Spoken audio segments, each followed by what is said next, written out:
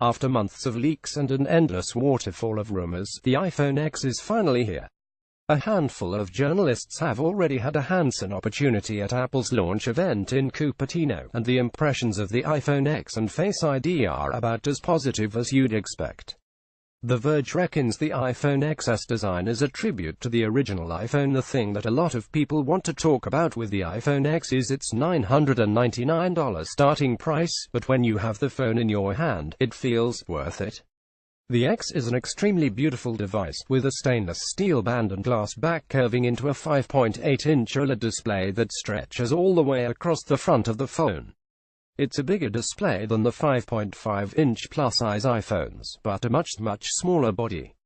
Those bezels, turns out they're huge. Happily, the X is also a little thicker and less slippery than the iPhone 7, which was basically suicidal in its ability to fly out of my hands. If anything, the X evokes the original iPhone more than anything, with that stainless steel band and black front. The Post also notes that Face ID worked every time for one of Apple's employees who was conducting a demo. A tightly controlled demo isn't even close to definitive proof that anything works, but it's a positive step in the right direction. Engadget is decidedly meh about the notch, but has complaints about a different bezel. I originally expected the notch to bother me more at first since it's noticeably larger than the one on Essentials PH1. Well, I was wrong. Apple has historically kept iOS's top bar pretty clean, as it doesn't really matter that there's a huge chunk cut out of it. What did bother me a little more than expected were the bezels that run around the screen. To be absolutely clear, they're really not that big, and I expect most people thinking about dropping $1,000 on a phone could care less. TechRadar had some problems with Face ID. The demo we were shown was a little worrying, though. In the demo on stage, the first phone failed, and when it was shown to us, the person linked to the phone kept having to turn the display off and on again to activate the system.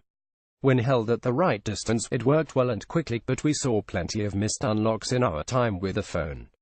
Apparently it'll learn your face as time goes on, but this is something we really need to test out to make sure it's easy to get into your phone. Tom's guide was generally wowed, let's put it this way. I just came away from using the iPhone 8 and iPhone 8 Plus, and they just feel like just nice upgrades by comparison. There's too much bezel on those phones, despite the fact that they share many of the same advancements as the iPhone X on the inside. The iPhone X available October 27th for pre-order looks and feels like the phone of tomorrow, and I'm not looking back. Mashable was also a big fan of the design. I didn't realize how much I missed the glass back of the iPhone 4, 4S, 5 and 5S until I held the iPhone X. Sure, the super polished jet black iPhone 7 approaches the feel of glass, but, to be honest, the tactile experience of touching ultra-hard glass, which may or may not be Gorilla Glass, is unmistakable. Tags Apple iPhone 8, iPhone X.